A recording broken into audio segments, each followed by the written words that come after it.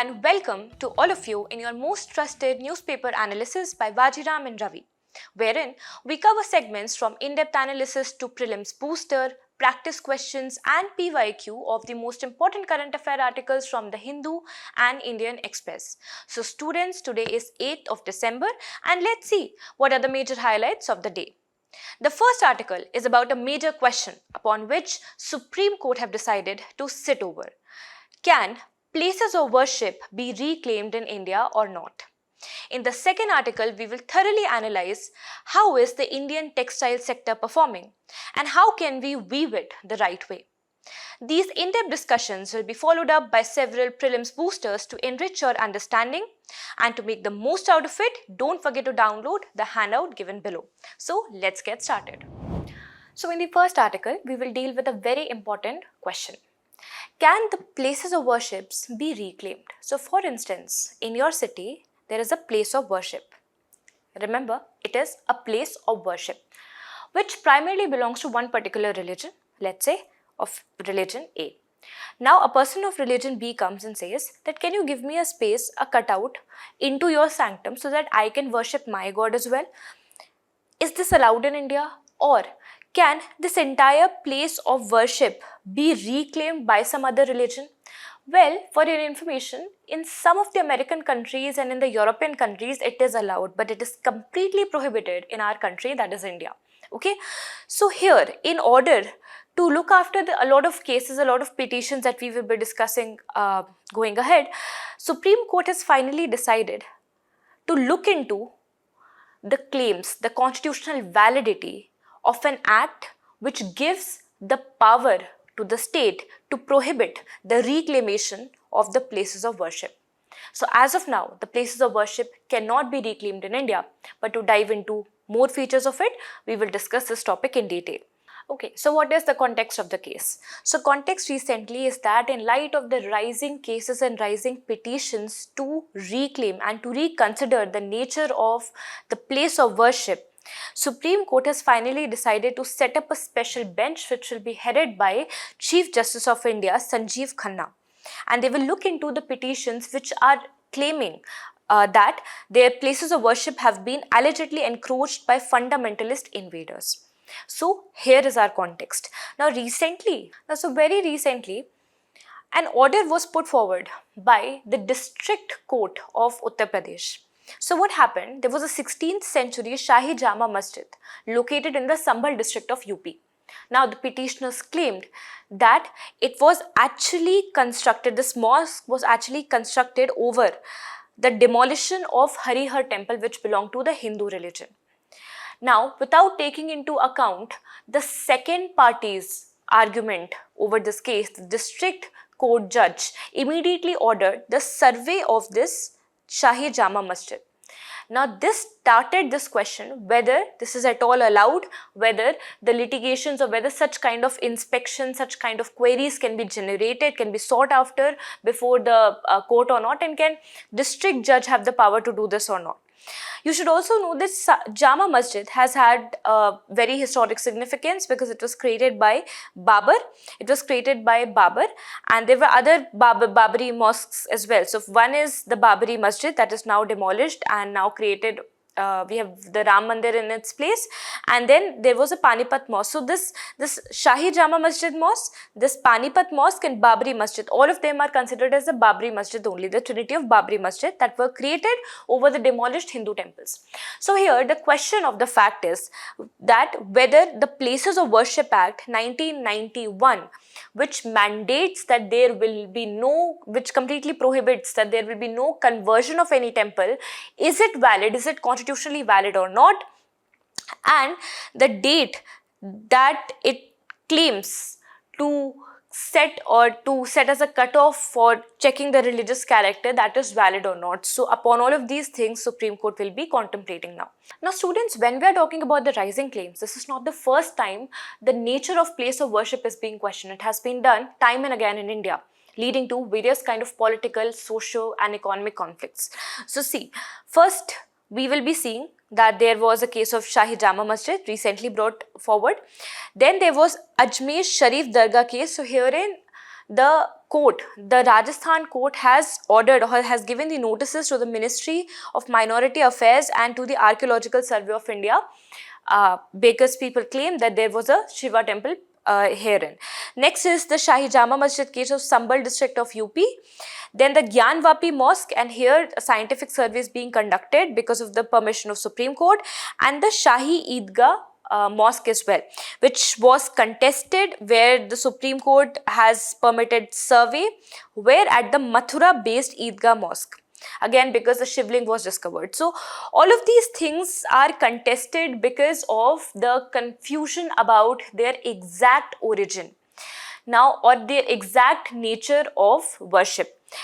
So we learned that court at many times have ordered for the survey, have ordered or have issued the notices for checking and conducting inquiries in these places of worship. But is it allowed in India, and which regulation is responsible for it? So that, my dear students, is the Places of Worship Special Provisions Act of 1991. Now please understand the significance of this act. It completely prohibits the changing of the nature of the religious nature of a place of worship in India, at any place of India, be it partially or be it fully. Now this year of 1991 would give us some hints of why this act was needed in the first place, because during this time, the Ram Janmabhoomi temple movement, which turned into a political movement, was gaining its glory, and therefore to regulate it, therefore to create a regulation around it, enforce laws around it, the Congress government led by P. Narasimha Rao created this particular act. Now the key provision says that Section 3, of course, Section 1 would be defining what is places of worship, as in seen in almost all the legislations. Section 3 is the one which actually prohibits, listen very carefully, the conversion of any place of worship either fully or even in part, which means even in the sanctum, taking a part of the sanctum is also not allowed for the other religion. This is so because of the Places of Worship Act of 1991. Then what about the religious identity of a place of worship? Which cutoff date would be considered? This is the date of our independence, 15th of August 1947. This is given under Section 4, Clause 1. Then under Section 4, Clause 2, they tell that what will happen to the legal proceedings which were going on in these places of worship before 1991. So for them, they have said that they will terminate all the legal proceedings concerned with the conversion of the places of worship before 15th of August 1947, and after it will try to prevent. It will try to prevent the initiation of new cases. How effective has this prevention been? It is completely questionable. You can also see the rising up cases. It tells us how beautifully we have prevented it. But anyway, moving on to the next section, and which is talking about the most important provision of the Act, exceptions. See, once exception is given, it can never be stopped, and therefore this is the main bone of contention, that exception was given in certain cases. First was the Ayodhya case, the Ram Janmabhoomi case, in which Babri Masjid has finally been demolished. Next, any monument which is of ancient or historical significance and it is registered under the Ancient Monuments and Archaeological Sites Remains Act of 1958, which is designated protected by the Archaeological Survey of India. Okay, now can you tell me who was the first Director General of the Archaeological Survey of India? And also exception is a case, a suit, which has finally been settled off or disposed of. So these are certain exemptions lying in, and that is why many a times the petitioners go, because they think that their case is also an exemption case. Okay, and if someone attempts the conversion, then what will happen? Under Section 6, they will be attracting penalties in the form of minimum 3 years of imprisonment along with certain fines, right? So what are the concerns regarding the enactment of this act? See, the first and foremost thing is, when this act is saying that it is completely prohibited to change or even question the conversion of a nature of a place of worship, it essentially means that you are stopping judicial review, which is against a very basic structure of constitution, very basic doctrines of our constitution. So therefore, the first and the most important argument is that it limits the judicial review. And the second thing, more arbitrary one, would be a determination of cutoff as 15th of August 1947. Why this particular date was chosen is still contested, and therefore this is considered arbitrary by a lot of people. So retrospective cutoff date is also an issue, because your act is of 1991 but the cutoff date is of 1947. That is also an issue. Now the petitioners here argue, argue that it impedes upon their right to reclaim their places of worship which have been taken away by the historical wrong. So we know that India was invaded by the Persian invaders, the Turkish invaders, the Mongol invaders, and as a result we see a lot of Hindu, especially monuments by Hindu and Sikh and Buddhist and Jain being demolished and converted into mosques, converted into Islamic architecture. Now, of course, this was done by the historical invaders, nothing to do with the current and the future generation. But still, when we talk about the historical wrongs, the petitioners claim that their right to reclaim their original place of worship is being infringed upon. There is also a counter argument, especially by the Muslim board, the All India Muslim Personal Law Board, which says that it is preventing, this is a very important act to prevent the misuse of history to oppress the present and the future generations. And they also try to quote the Supreme Court 2019 judgment, wherein Supreme Court only said that this act is not just protecting the religious nature but also protecting the national harmony of the nation, so that we don't contest upon on religious lines. Next is, Supreme Court also has got something to say on it. So on May 2022, a very important case judgment came from Supreme Court, wherein it said that the inquiries would be allowed. So one can obviously question what is the original nature of this place, religious nature of this place of worship. But if this inquiry is leading to the change in religious character, then that is not allowed. So of course, surveys would be allowed, inquiries would be allowed, but changing the nature is completely prohibited, given there are certain exemptions. We have already read about it.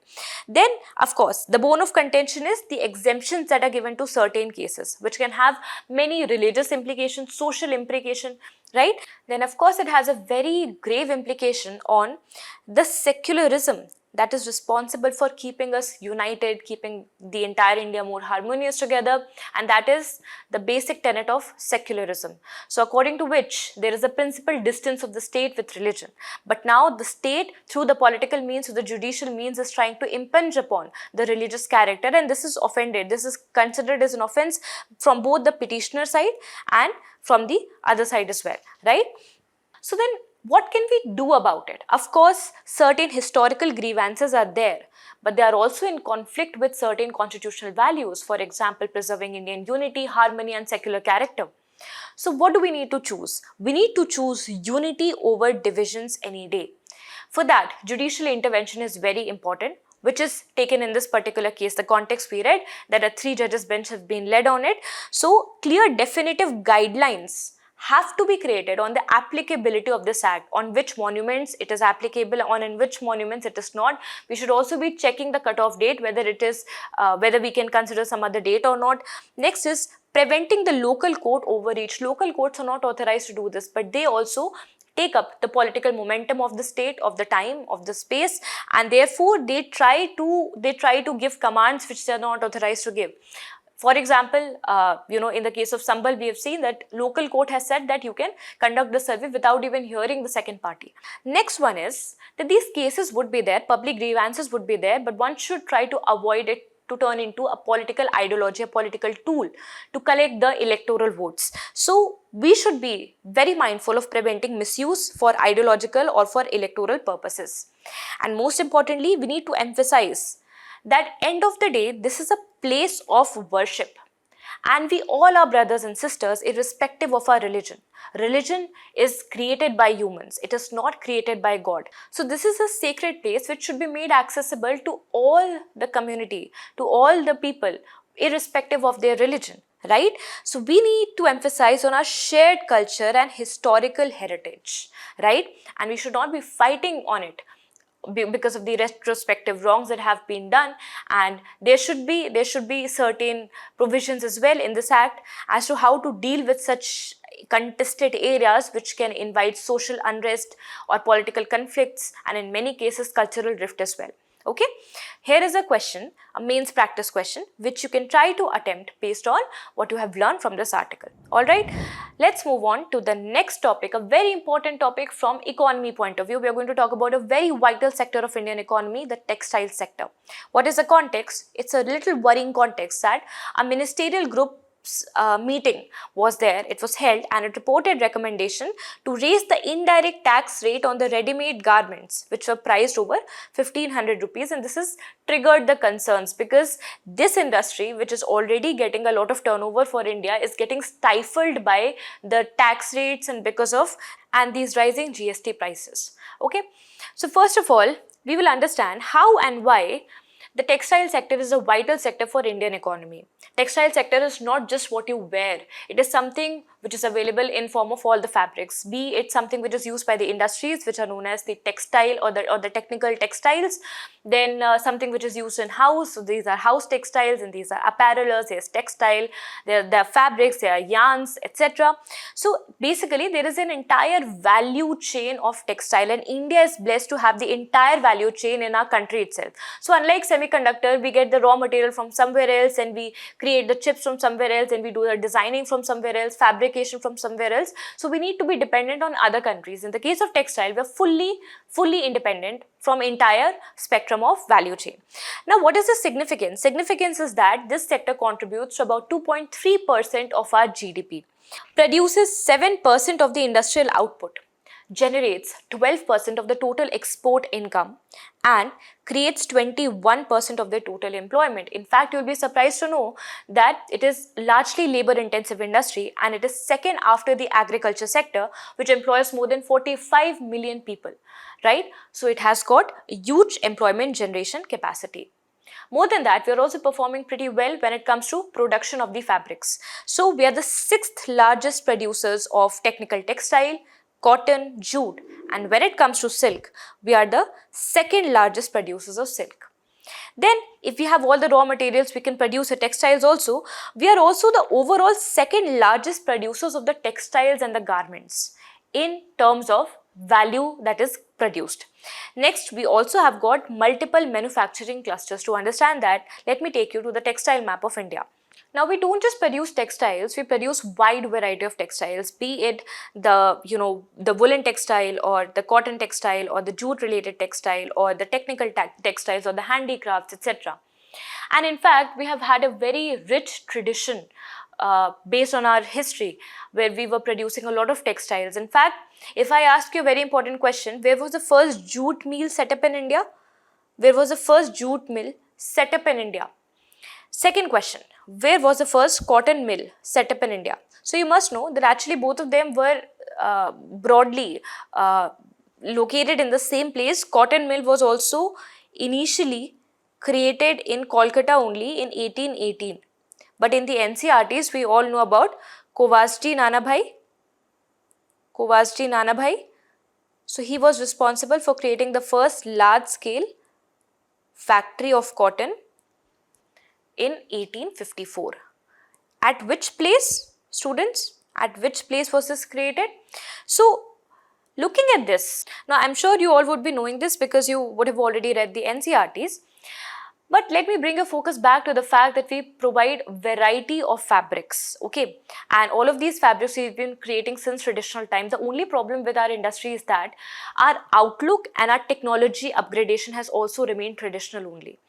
That we will be discussing in the next slide. But first, let's understand. We produce the north side of India, especially Kashmir, Ludhiana, Panipat would be producing woolen clothes for you. Then we have got the western side, the south and the western side producing key cotton industries, producing cotton textiles for you.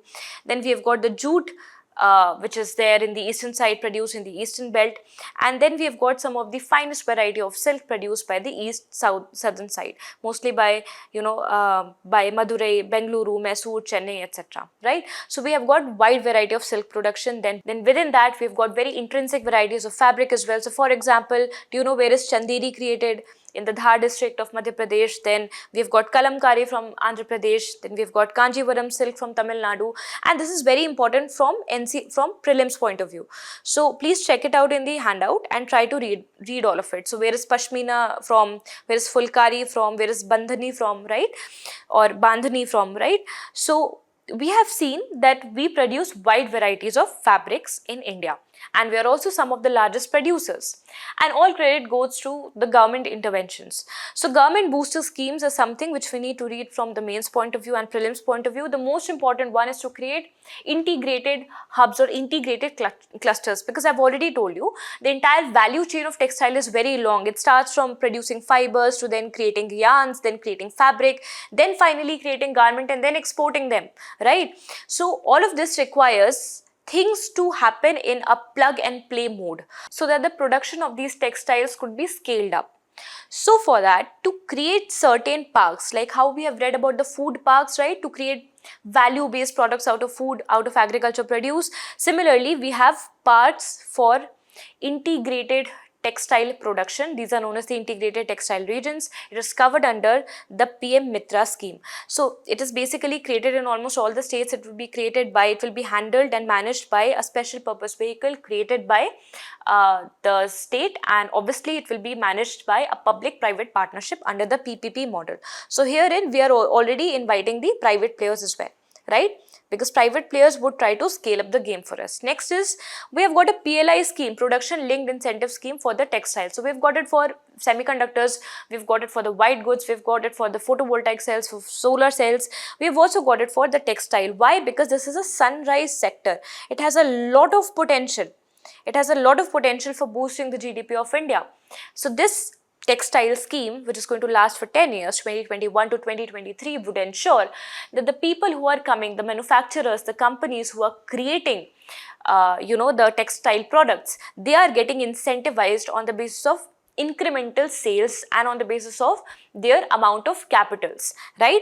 Next is upgradation, the technology upgradation scheme. Now basically, in order to leverage the modernization, in order to put up more technological upgradation, one thing is for sure required, that is money.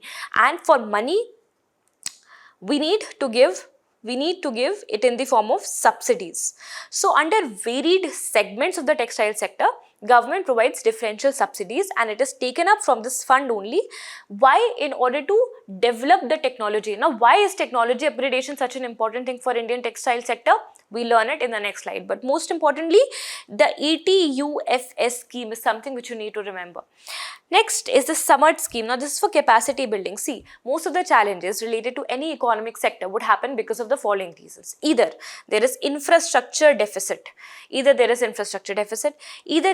manpower deficit, and most importantly, the skilled manpower deficit. Okay.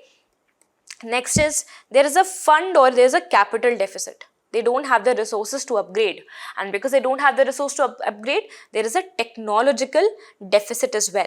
And when all these four deficits combine together, they hamper the production of scales, the economies of scales, and that is something which the Indian textile sector is also marred with.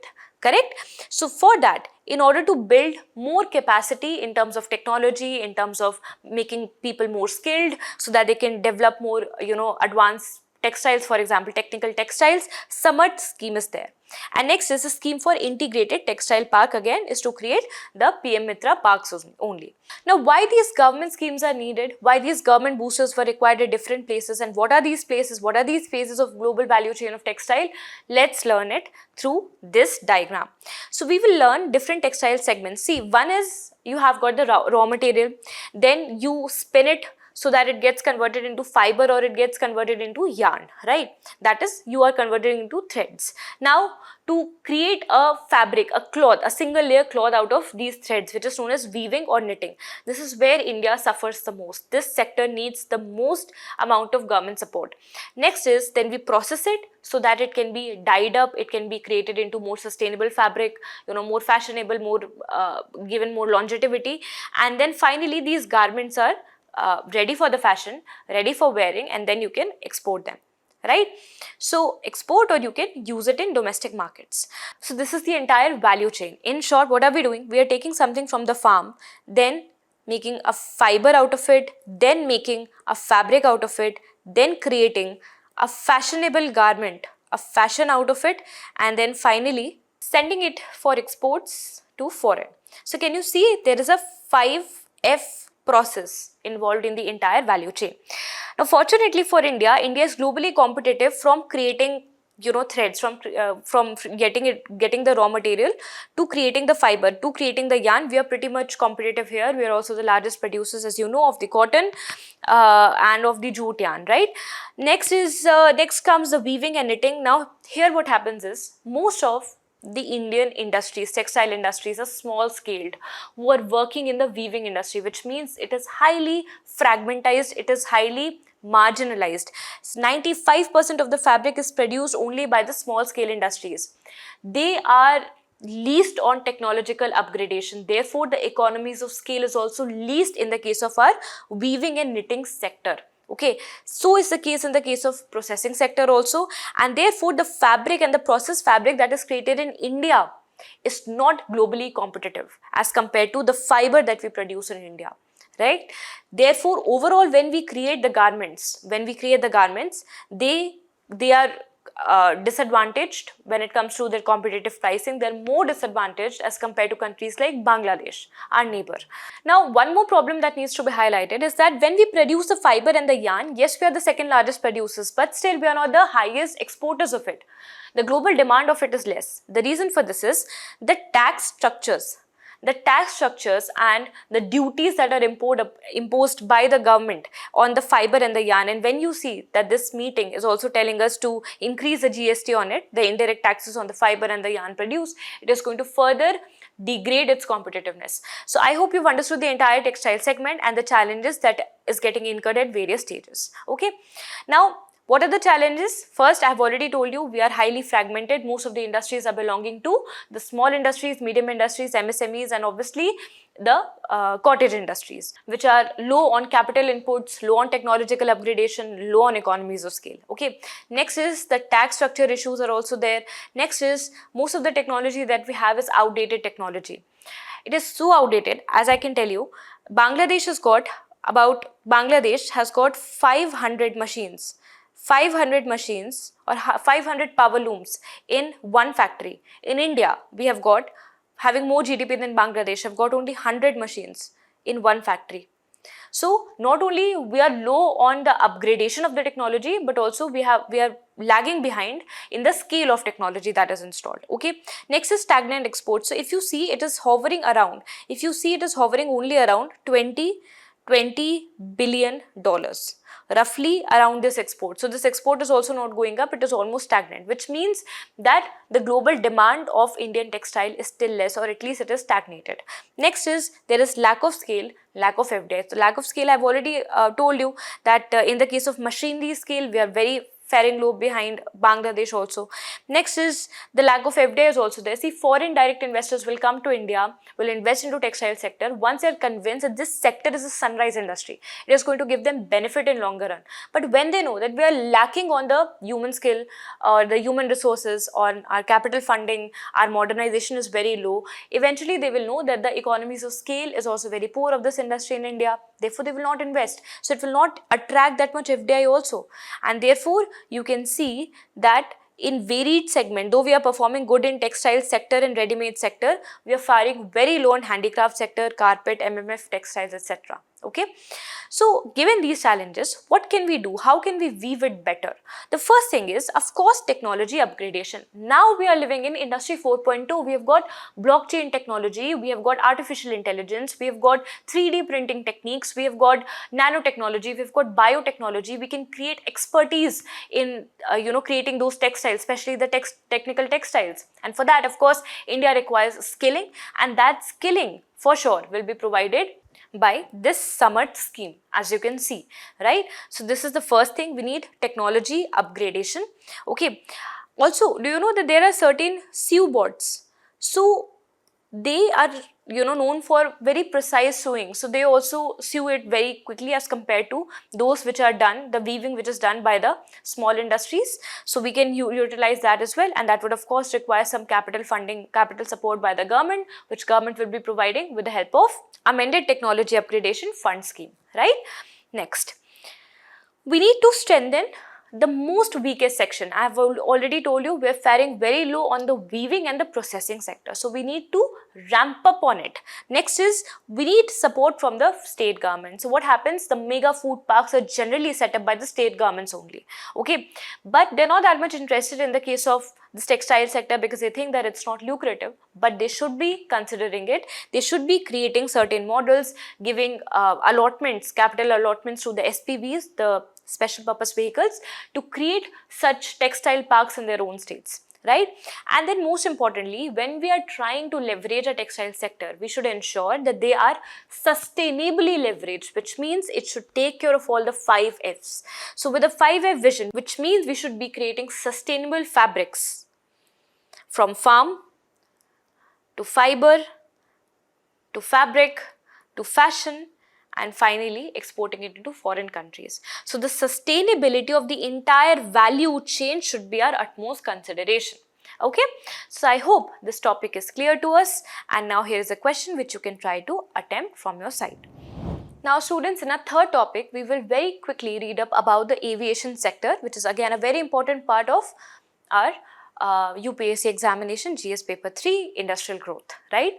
So here what has happened that due to weak demand growth, airline capacity addition, the airfares have been kept in check, which means they have been normalized in India. As you can see that Bengaluru to Delhi has seen 7% decline. So yes, if you want to travel, you can catch up a flight.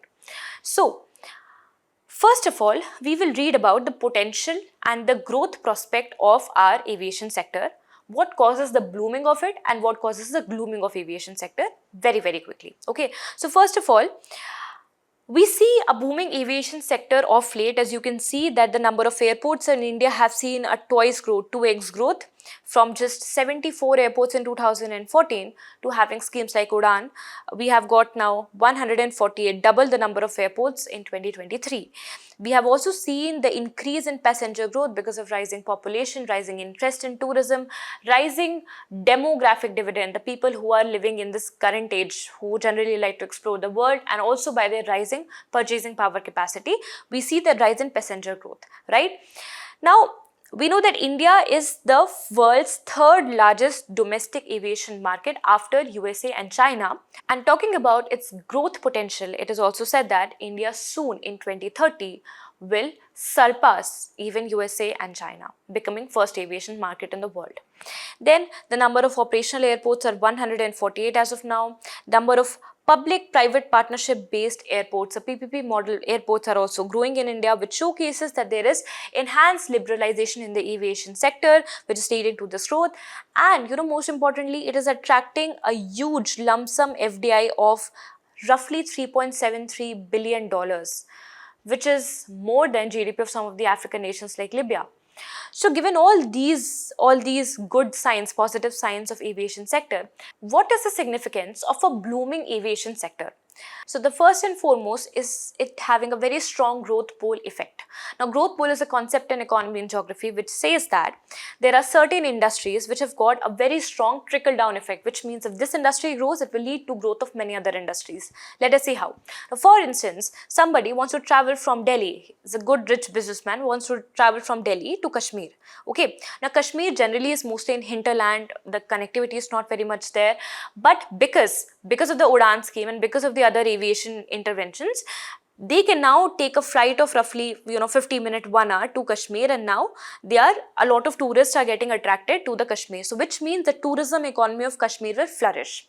Now, upon seeing a lot of tourists coming in the state of Kashmir, the government will think that we should be creating roads for them, right? So they will start creating road. Now they will also create little chai ka thela stalls and hotels for them. So they will start creating those shops also, right? Now they will also start creating hotels for their residences.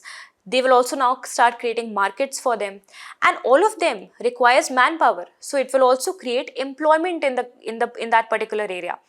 Now, this is why it creates a very strong growth pull effect, which also leads to balanced growth, another economic concept.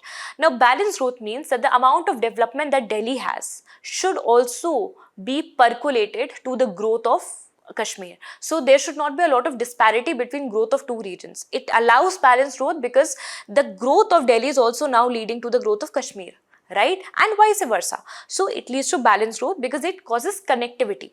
Next is it also facilitates the infrastructure development, infrastructure in the terms of hotels and living areas and parks and tourist complexes, etc. And then, of course, because it is having such a strong growth pull effect, it attracts a lot of FDI. So overall, the country attracts a lot of FDI if its aviation sector is booming. Now, students, we all know that no industry is devoid of the challenges. So aviation sector has its own set of challenges. So for example, one is that, let's say, SpiceJet is having roughly 200 aircrafts in its fleet. DGCA said that 60 of your aircrafts are not safe. So they will ultimately become grounded. They are not allowed to fly, which means it will cause suspension, delays in the flight of SpiceJet, which will bring down the economies of scale.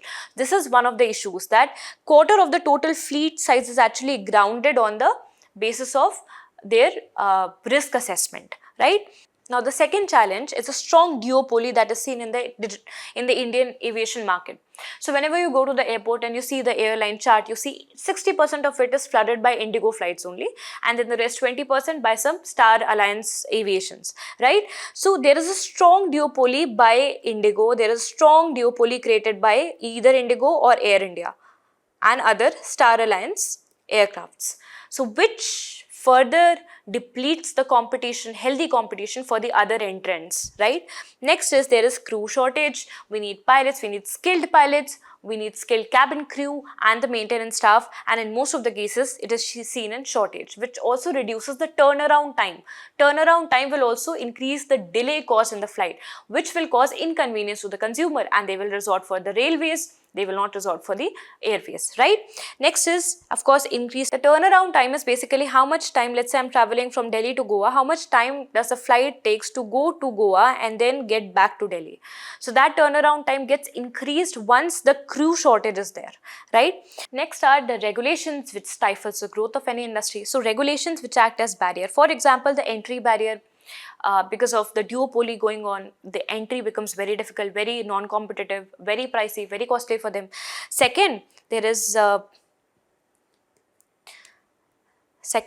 high taxes on the fuel, the aviation turbine fuel. And then there are certain acts which regulate the aircraft acts of 1935 and 37. Imagine the dates. So these historic acts have been regulating our airlines, which have become very modernized. So they are not in touch with the modernization in the aviation sector, right? And of course, there is poor rural connectivity. We know that there is the regional connectivity scheme UDAN, but still we can see that in the tier 2 and in the tier 3 cities, the aviation connectivity is still very low as compared to tier 1 cities. Okay, these are certain challenges which can be combated with the help of these government initiatives.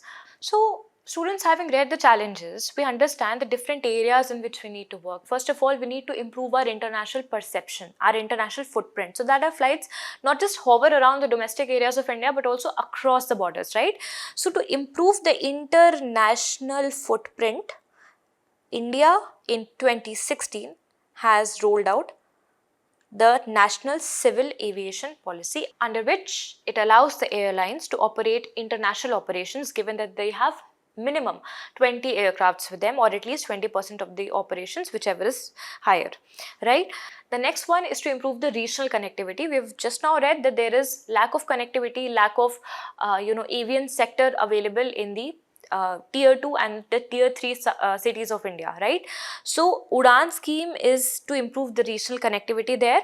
And then there is also one more facility, the Digi Yatra. Now this is an app, a technological intervention which fastens up the process of doing the checking, doing the boarding, and then finally going to the flight just by registering yourself into the DigiYatra. So it saves you from the queues, it saves the time of the consumer, it enhances the consumer experience, right?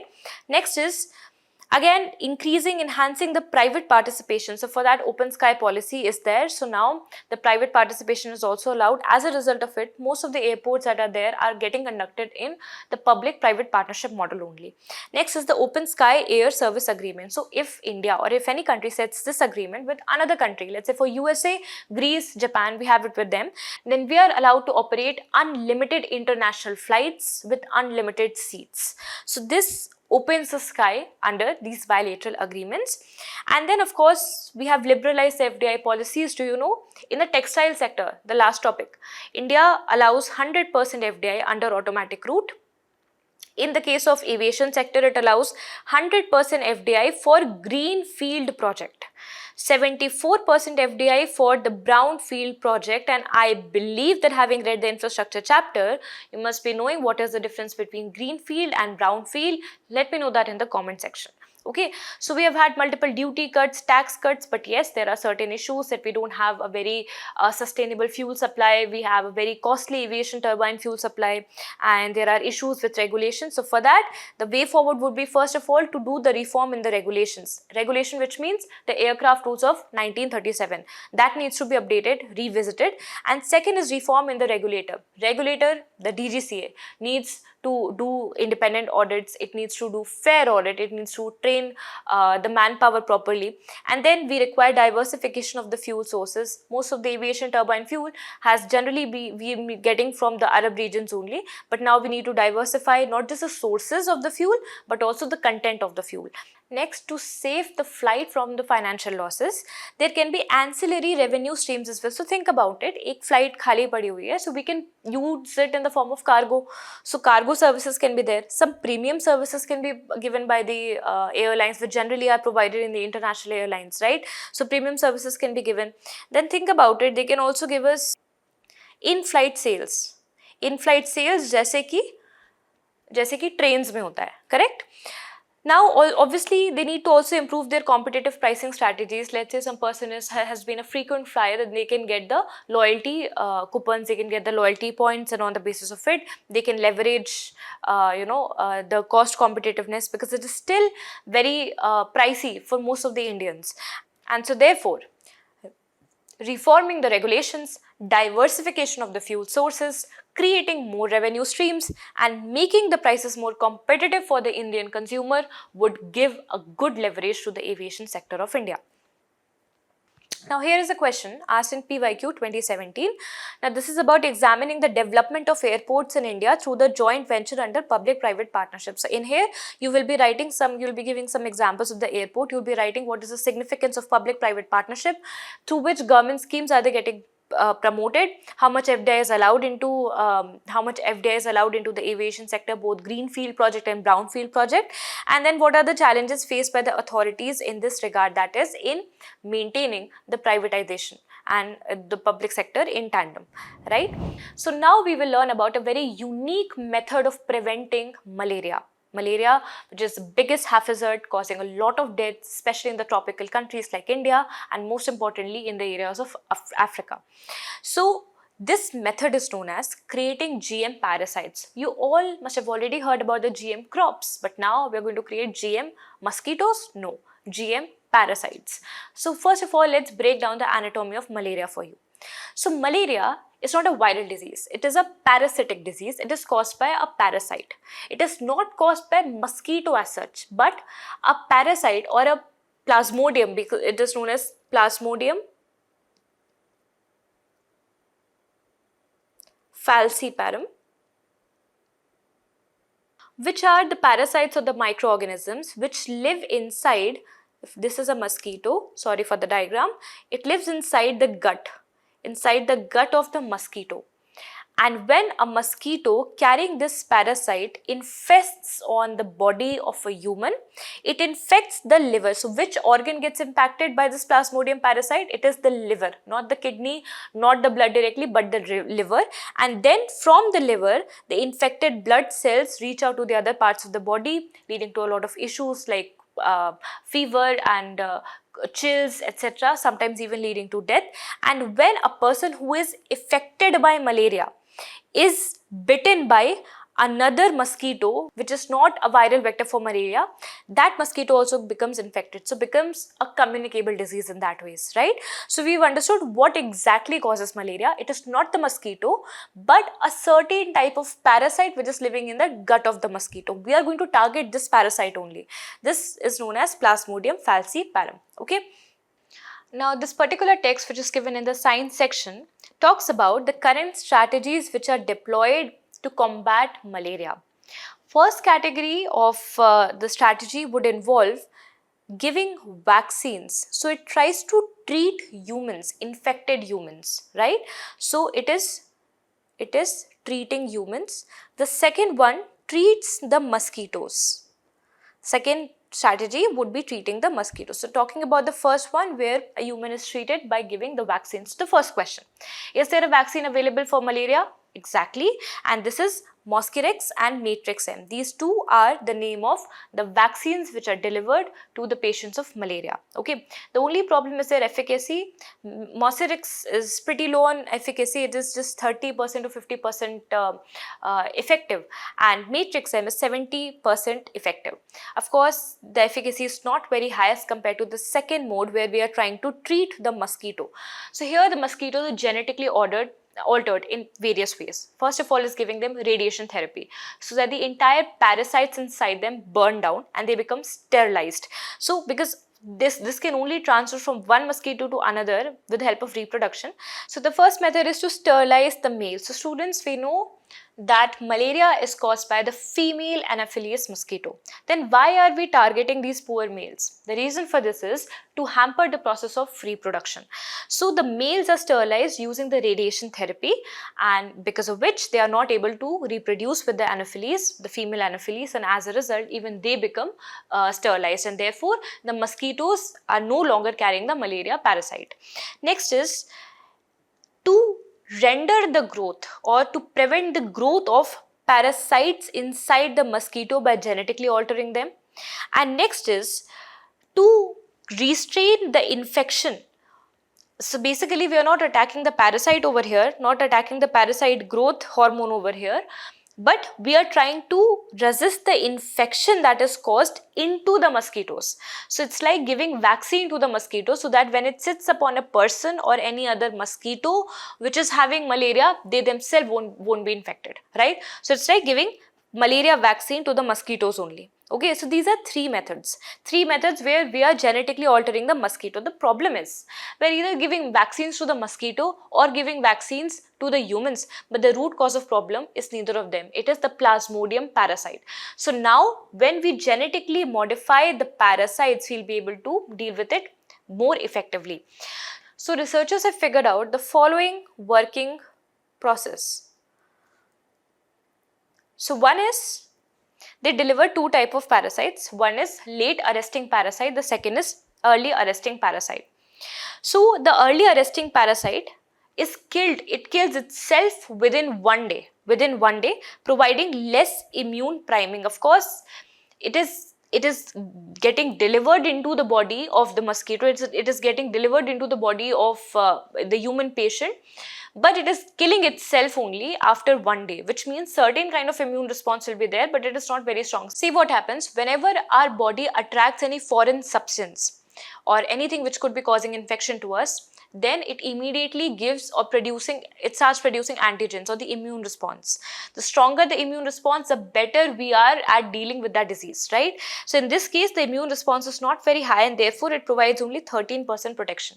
Second category is to deliver or to create late arresting parasites. So they live in your body for 6 days, and after that they kill them. In these 6 days, they do a lot of immune priming, a lot of immune response gets created in the body, so that furthermore the malaria parasite will not be able to affect the body. In this case, they have seen 89% protection. This is highest as seen in any of the previous cases.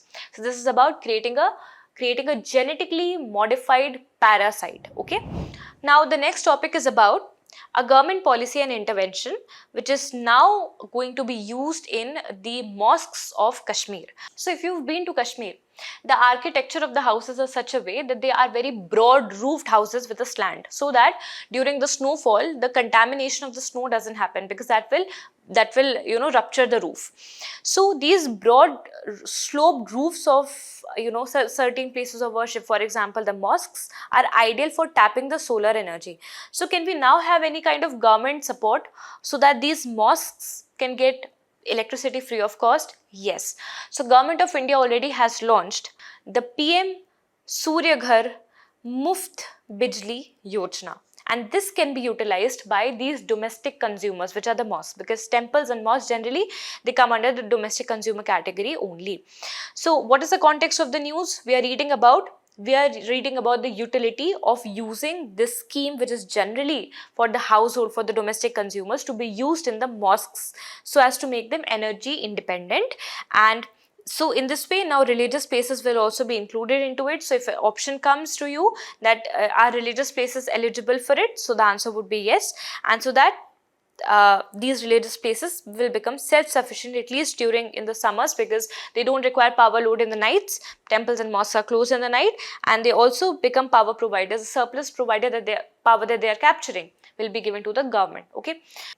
So here in this scheme, government is trying to promote the adoption of solar rooftop system, because under the Panchamrit principle, we have got certain obligations, we have got certain commitment, we have to create certain amount of electricity from the renewable sources only, and nothing better than solar rooftop. This will give them free electricity. Free electricity how? Because they will be generating the required amount of electricity. For an average household, it is only up to 300 units, generally 300 units. And all these 300 units can be created very well by installation of solar rooftop. Now for this installation of solar rooftop, government will be providing outlay support.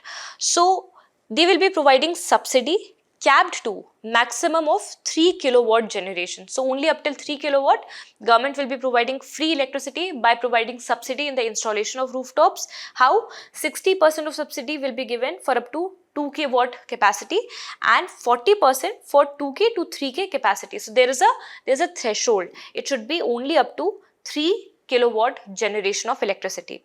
Then the implementational agency, one is at the national level, which is National Program Implementation Agency, and then there are SPVs created at the state implementation level. So these are state implementation agency. Can you guess who are going to be them? They are going to be, of course, your discoms. Discoms will be inspecting, will be regulating, will be installing the net meters there, right? And then talking about the additional features. So just in order to set the example, the best case study among the entire state, there will be model solar villages in all the districts, okay? And there will also be incentives for the local bodies, so that for every incremental creation of solar rooftops, the local bodies will be given aided with the help of revenues. And if we read on to this infographic, there's going to be low interest loan as well at around 7% for the household. Next, additional income will be there, because they will be giving their surplus power to the discom. Discom will be giving them money in return. Next, it will also lead to reduction of 720 million tons of carbon dioxide, and of course it will lead to job creation, roughly estimated to 17 lakh. Okay. And now the next topic is Syria recently is in news because it is heated up by the rebels, which are trying to take up a lot of cities, and now they are trying to reach to the capital, which is Damascus. Okay.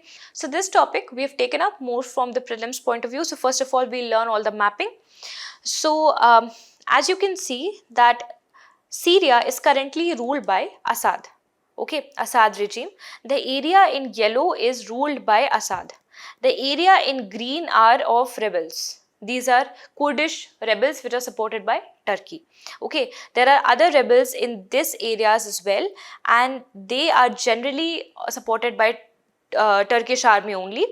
And these rebels have been capturing the areas of Aleppo, Hama, Homs, and now they are moving towards Damascus. So there are certain places in news which have been asked by the UPSC examiner in the form of mapping, because they have been in news. So these are Raqqa, Al-Raqqa, Aleppo, please remember and note it down. Raqqa, Aleppo, Hama, Homs, Damascus, they are in Syria. Okay, Syria also shares border with Israel and has a contested region there, which is of Golan Heights.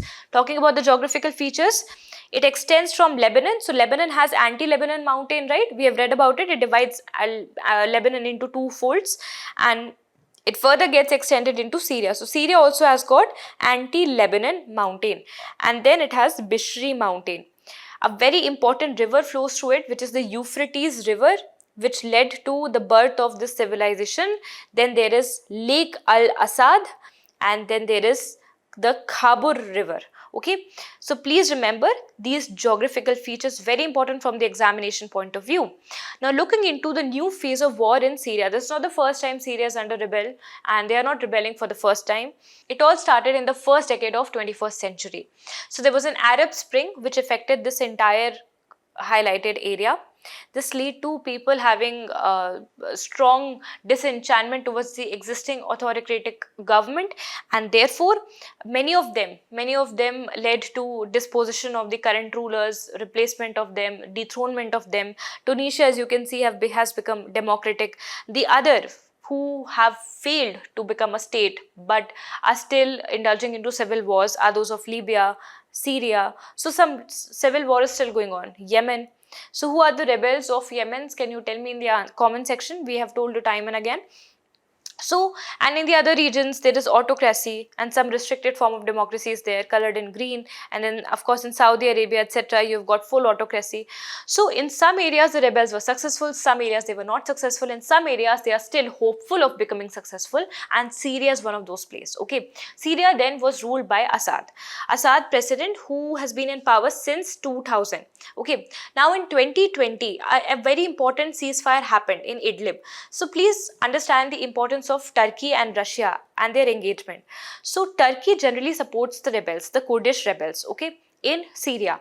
Russia, on the other hand, Russia and your USA, they generally support the Syrian government, right, the Assad regime. So in 2020, what happened? A former Al-Qaeda affiliate, Hayat Tahrir al-Sham, he has maintained a de facto control, set up his own government in this region of Idlib. So there was a ceasefire which happened, but end of the day you should know this Idlib is in Syria, and of course it was taken up by a de facto ruler, right? So the last time that we saw the civil war was in 2020, and now we are seeing multiple encroachment by the civilians over Aleppo, over Raqqa, and now yesterday a surprise attack, one of the biggest attack was made by the rebel group Military Opposition Command, which launched an offensive against the president forces and captured Aleppo, captured Idlib, captured Hama. So these three places are very important for examination now.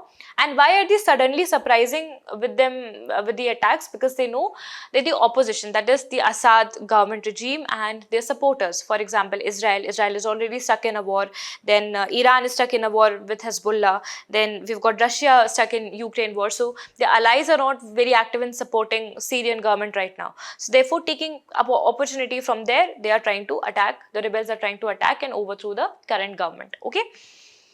Now, to look into the significance of this region of Syria, see how many times UPSC has asked PYQ on it. Where is Golan Height associated? Where is Aleppo? They ask question on Raqqa also. And now please remember what is Hama, what is Homs, where is Damascus, where is Deir al-Azor, right? And on that note, we will move on to the last topic of the day. This is about a communicable disease, which is long COVID and how it impacts the brain. Okay. So the first question. Is the world still suffering from COVID? No, we have fully recovered from COVID-19. But there are certain implications of COVID-19 which are still percolating in the world. And this is in the form of certain long-lasting and irreversible changes that have been made that have affected the body of the COVID patients or the people who had the vaccination of the COVID. This is known as the long COVID. Okay, so what happened upon doing the MRI scan of the people who recovered from the COVID, it was analyzed that some of the tissue, some of the brain tissues were diminished, were damaged, as you can see, were getting faded. This light region means it is getting cavity. So it was seen, and this eventually gave us a sign that certain kind of neurodegenerative disorder is happening, or brain inflammation is happening, especially seen in the COVID-19 patients and the recoverers, right? Similar case was seen in the lung scan as well, that the tissues got inflamed and depleted. Now, the long COVID symptom is not just limited to the neurological issues, but in most of the cases, in 23% of the cases, neurological issues were seen. In many cases, permanent change and loss of the taste and smell were seen, so olfactory senses were affected.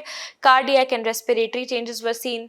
Difficulty in thinking and concentrating because of the neurodegeneration happening. Next is the fatigue, overall fatigue that was caused because of loss of immune system.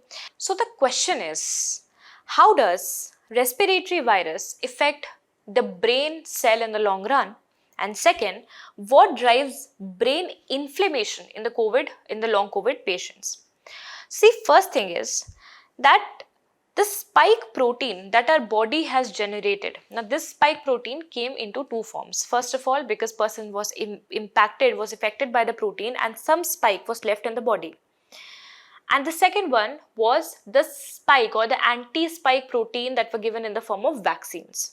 Now, there is a debate on whether the people who were vaccinated are getting more long COVID, or people who were recovering without vaccines, they were getting more long COVID. That we will see. But see, the persistent spike protein showed elevated level of tau protein. Tau protein elevation means that the brain cells are getting degraded, okay, in the cerebrospinal fluid. And where is this protein coming from? Is it coming from the vaccine that was delivered to us, or the virus that induced these spike proteins into our body? So the studies have shown that it is mostly seen in the cases of virus-induced protein-related inflammation. Okay, so the persistent levels of spike proteins present in our body leads to brain deformities, leads to eating away of the brain tissue cells, and that was sensed because of the elevated levels of tau protein in the brain. Next is, why does it cause brain inflammation? So there is something which is known as microglia activation. So there are certain immune cells in the brain also. These immune cells are responsible for clearing any kind of debris, because our brain cannot contain any debris. So these immune gels or the microglia, they capture it and they throw it away. So it clears the debris, it eliminates the virus in the brain, because otherwise it would become very deadly. Second, they prune unwanted connection between the brain cells, which creates and therefore creating neuroplasticity, right? So basically it creates a pattern. It helps us to think, it helps us to create a pattern, learn a habit, all of these things because of the microglia activation, which is an immune response. What happens is the spike protein starts attacking this immune response, this microglia only. And as a result, the immunity lessens up inside the brain. And as a result, the debris, the viruses, etc., they causes inflammation because they are not able to be fought after, and therefore they starts inflamming the brain tissue cells. This is a question that I have created for you, and I would really appreciate if you can make an effort to solve this one with the help of information given. Okay, so with this, I hope that this session was able to create value addition in your existing preparation. We wish the best for you at all the times. Thank you so much for attending the session, and have a nice day.